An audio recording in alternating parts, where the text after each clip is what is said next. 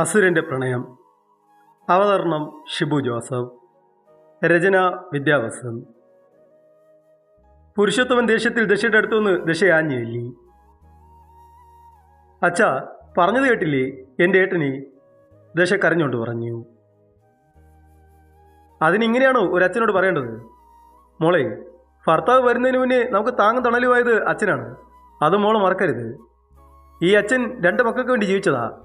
ഒരു മോൾ മരിച്ചു, അല്ല കൊല്ലപ്പെട്ടു. നിന്റെ ഭർത്താവ് അത്ര മാന്യനായിരുന്നു? ഇല്ലല്ലോ. ഒരു വിധത്തിൽ അവനും ഒരു കാരണമാണ്. അവൻ ചെയ്തില്ല, ശരിയാണ്. തുടക്കം കുറിച്ചത് നിന്റെ ഭർത്താവാണ്. മോളെ, നിനക്കെത്ര വേദനിക്കുമെന്ന് എനിക്കറിയാം. നീ അത്രമേൽ അവനെ പ്രണയിക്കുന്നുണ്ട്.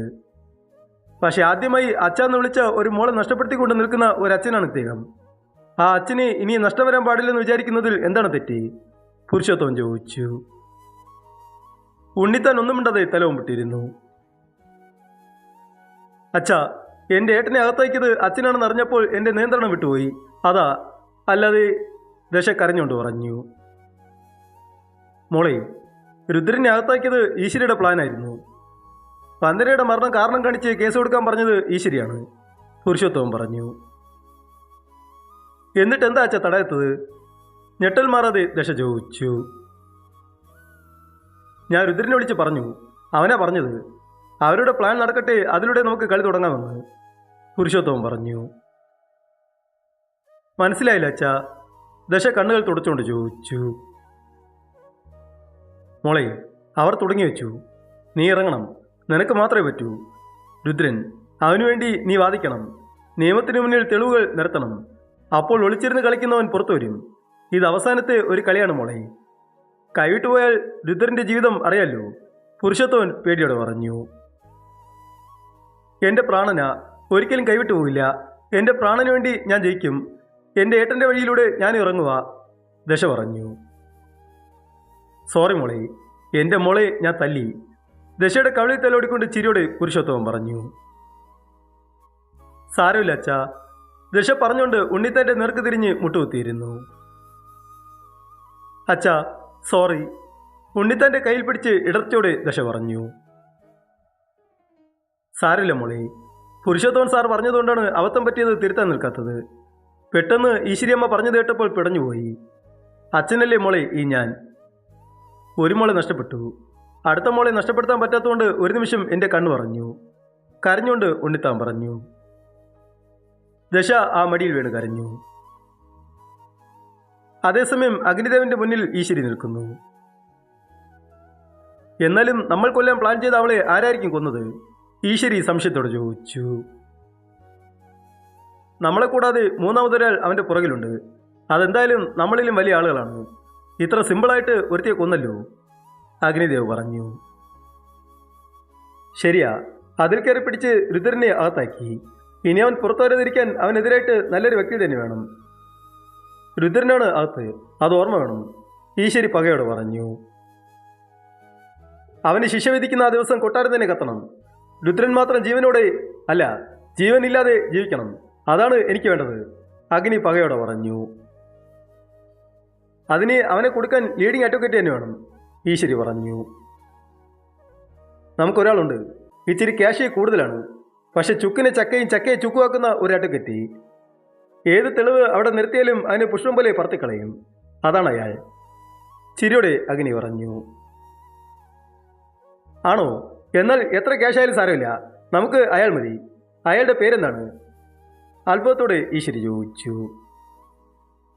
അജ്മൽ മുഹമ്മദ്, ചിരിയോടെ അഗ്നി പറഞ്ഞു.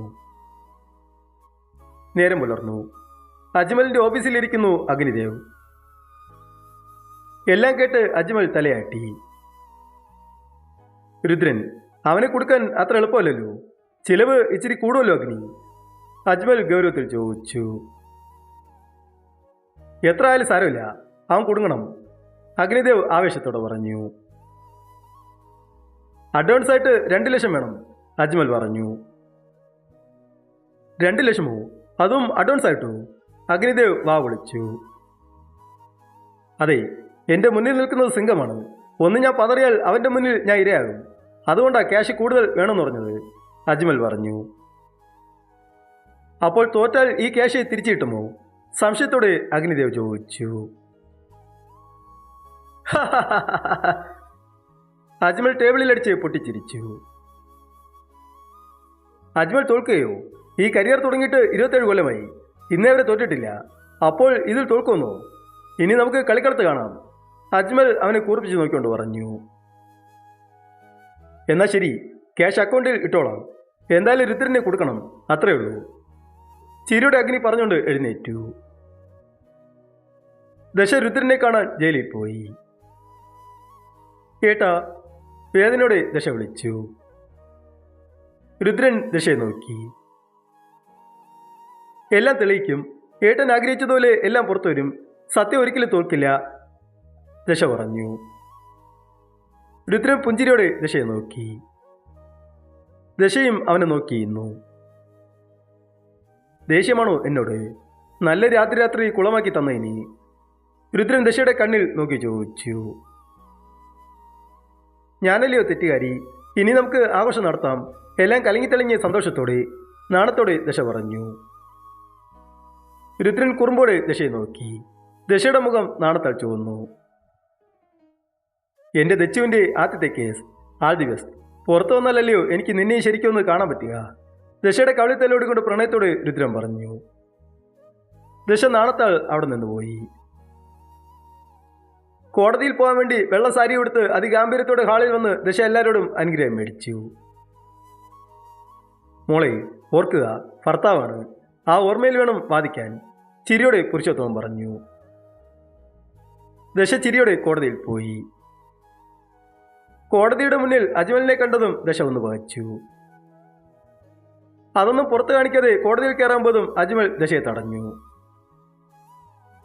നീയാണോ എനിക്കെതിരായിട്ട് വാദിക്കുന്നത്?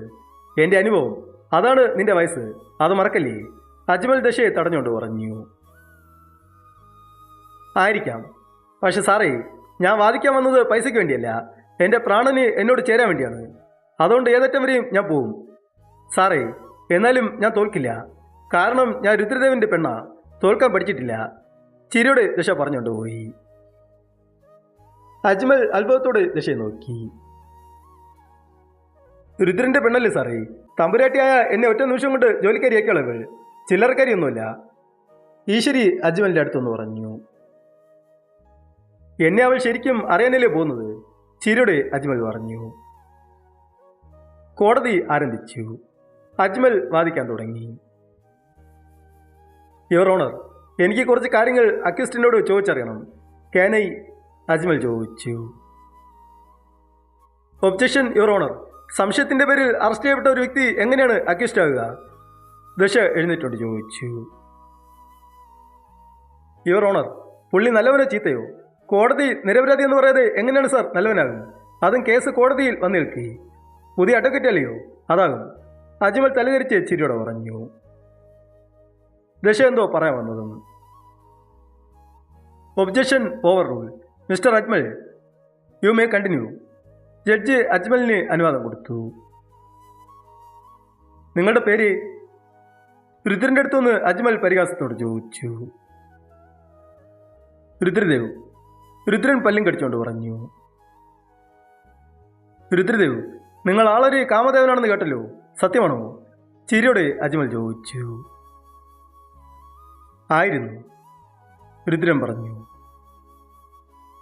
ആണോ അല്ലയോ? അജ്മൽ ഒരിക്കൽ കൂടി ഇരുത്തി ചോദിച്ചു. രുദ്രൻ പല്ലുരുമിക്കൊണ്ട് അജ്മലിനെ നോക്കി. രുദ്രൻ അതിനുത്തരം നൽകിയില്ല. യുവർ ഓണർ, രുദ്രന്റെ ഫ്രണ്ട് അഭിലാഷിനെ ചോദ്യം ചെയ്യാൻ അനുവദിക്കണം. അജ്മൽ താഴ്മയോട് ചോദിച്ചു. യെസ്, ജഡ്ജ് അനുവാദം കൊടുത്തു. അഭിലാഷ് രുദ്രന്റെ നേർക്കുന്നു. നിങ്ങളാണോ അഭിലാഷ്? നിങ്ങൾ ഈ നിൽക്കുന്ന രുദ്രന്റെ ഫ്രണ്ടോ അതോ ബ്രോക്കറോ? കാരണം രുദ്രന് പെണ്ണിന് ആവശ്യം വരുമ്പോൾ സെറ്റ് ചെയ്ത് കൊടുക്കുന്നത് അഭിലാഷാണ് സാർ. അങ്ങനെ സെറ്റാക്കി കൊടുത്ത ഒരാളാണ് വന്ദന മേനോൻ. അജ്മൽ എന്തൊക്കെയോ ജഡ്ജിന്റെ നേർക്ക് കൊടുത്തു. അഭിലാഷ് ഒന്നും മിണ്ടാതെ നിന്നു. സത്യമാണോ മിസ്റ്റർ അഭിലാഷ്? ജഡ്ജി അഭിലാഷിന് നേരെ തിരിഞ്ഞു ചോദിച്ചു. അത് പിന്നെ അവൾ വന്നത് സത്യമാണ്, ബട്ട് അവളെ രുദ്രൻ തൊട്ടിട്ടില്ല.